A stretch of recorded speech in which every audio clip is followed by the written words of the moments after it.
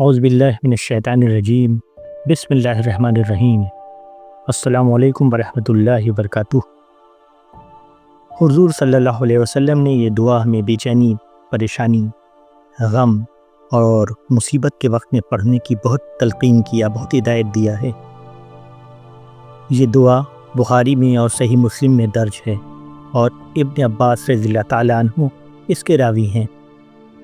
یہ دعا بے چینی کے وقت میں اور پریشانی کے وقت میں کثرت سے پڑھی جاتی ہے اور اس کا بہت زبردست فائدہ بھی ہوتا ہے، بہت زبردست اثر بھی ہوتا ہے۔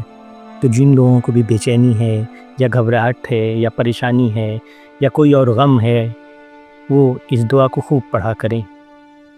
بسم اللہ الرحمن الرحیم۔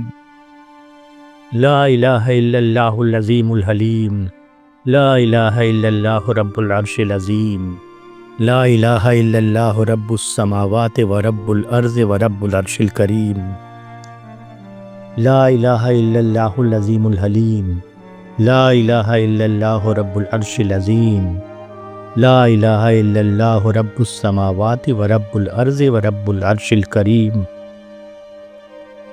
اس دعا کے معنی ہیں: اللہ کے سوا کوئی معبود نہیں جو عظمت اور بردباری والا ہے، اللہ کے سوا کوئی معبود نہیں جو عرش عظیم کا رب ہے، اللہ کے سوا کوئی معبود نہیں جو آسمانوں اور زمین کا رب ہے اور عرش کریم کا رب ہے۔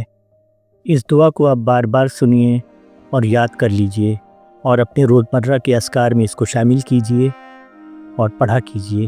انشاءاللہ اللہ آپ کو پریشانی سے، گھبراہٹ سے، بے چینی سے، غم سے اور کسی بھی طرح کی اور تکلیف سے عافیت دے گا انشاءاللہ۔ السلام علیکم ورحمۃ اللہ وبرکاتہ۔